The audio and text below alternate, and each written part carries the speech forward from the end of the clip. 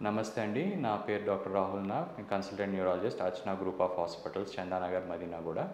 So, ఈరోజు తల తిరగటం క్వైట్ కామన్‌గా పేషెంట్‌లో చాలామంది వస్తుంటారు గదా! సో, తల ఎందుకు తిరుగుతది అంటే చాలా కారణాలు ఉంటాయండి తల తిరగటానికి.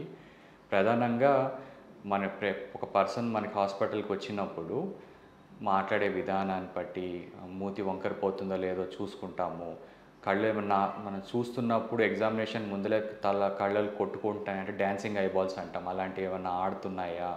లేకపోతే చెవిలో నొప్పులేమన్నా వస్తున్నాయా? తరచుగా జ్వరము, తుమ్ములు రావటం లాంటివేమన్నా వస్తున్నాయా?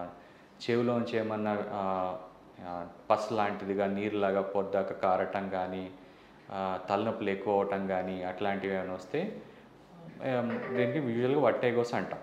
వట్టేగోస్‌లో ఏంటంటే ఇది బ్రెయిన్ నుంచి ఉండొచ్చు, లేకపోతే చెవుల నుంచి ఉండొచ్చు. దాన్నే సెంట్రల్ బార్ పెరిఫెరల్ వట్టేగోస్ అంటాం. సో, ఈ సెంట్రల్ వట్టేగో అంటే ఈ తల తిరగటానికి కారణము బ్రెయిన్ స్ట్రోక్స్. బ్రెయిన్ స్ట్రోక్స్‌లో 2 రకాలు ఉంటాయి. ఇది బ్లడ్ అందకపోతే ఒక రకము, బ్లడ్ కారితే ఒక రకం.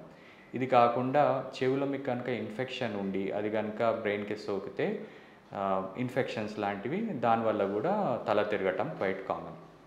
సో, ఈ బ్రెయిన్ స్ట్రోక్స్ వచ్చినాయి అనుకోండి, ఆ సిమ్టమ్స్‌లో మనకి తల తిరగటంతో పాటు మాటలో తేడా అంటే మూతి వంకర పోవటము, మాట ముద్దగా రావటము, నడకలో తేడా రావటం, నడిచినప్పుడు ఒకటే వైపు నడవటము, ఎడమ వైపుకో కుడి వైపు లాంటిది ఉంటే ఎక్కువగా మెదడు నుంచి మేము సస్పెక్ట్ చేస్తాం.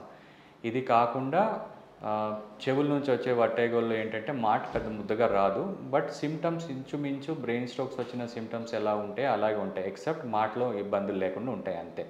సో, ఇలా ఉన్నప్పుడు చెవి డాక్టర్ గారితో పంపించి ఆ చెవికి సంబంధించిన ప్రాబ్లమ్స్‌లో ఇది ఎడమవైపు చెవిలోంచి వస్తుందా ఇబ్బంది, కుడివైపు చెవి నుంచే ఇబ్బంది వస్తుందా అని చూసుకొని ట్రీట్ చేయడం జరుగుతుంది. ఎడమవైపు వచ్చినా, కుడివైపు వచ్చినా ట్రీట్మెంట్ మారదండి. అది జస్ట్ డయాగ్నోస్టిక్ పర్పస్‌కి బాగా ఉపయోగపడుతుంది. సో, ఇలాంటి గనుక పేషెంట్లు ఇలాంటి ఇబ్బందులతో వస్తే హాస్పిటల్‌లో ట్రీట్ చేయడం చాలా సులువు. Thank you.